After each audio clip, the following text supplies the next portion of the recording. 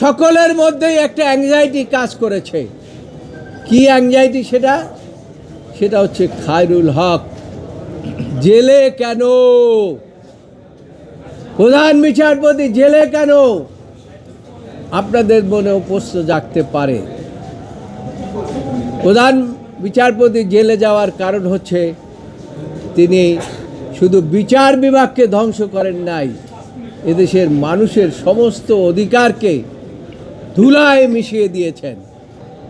এবং এই যে 5ই আগস্টের বিপ্লব বলেন, এই বিপ্লব 5ই আগস্ট শুরু হয় নাই, এই বিপ্লব শুরু হয়েছে 17 বছর আগের থেকে। এবং এই বিপ্লবের কারণেই শেখ হাসিনা আরও দীর্ঘদিন ক্ষমতায় থাকার জন্য তিনি চেষ্টা করেছিলেন।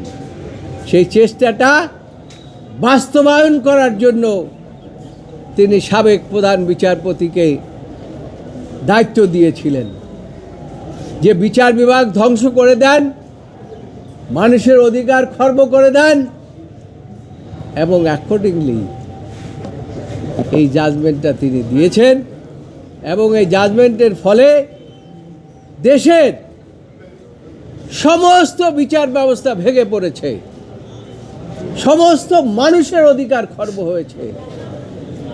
এই জন্য আমরা গিয়েছি, আপিল বিভাগ অনেকগুলো প্রশ্ন করেছেন আমাদেরকে, প্রত্যেকটি প্রশ্নের জবাব দেওয়া হয়েছে আমাদের পক্ষ থেকে।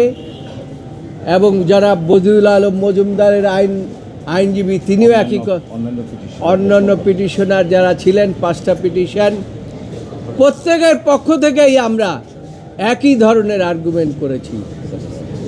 এবং আমরা বলেছি যে জাজমেন্ট আইনের চোখে চলতে পারে না। আদালত আমাদের কথা শুনেছেন, সরকার পক্ষ শুনেছেন, শুনে শেষ পর্যন্ত একটি ছোট্ট 2টি পয়েন্টের উপরে লিভ গ্রান্ট করেছেন। এবং এই লিভটা খুব শর্ট টাইমের জন্য দিয়েছেন এবং বলেছেন যে পেপার বুক ডিসপেন্স উইথ, এবং আগামী 21শে অক্টোবর টপ আইটেম হিসাবে এই আপিলটি শুনানি হবে। এবং আমরা মনে করি ওই দিন শুনানির পরে এই জাজমেন্টটি সেটাসেট হয়ে যাবে ইনশাআল্লাহ।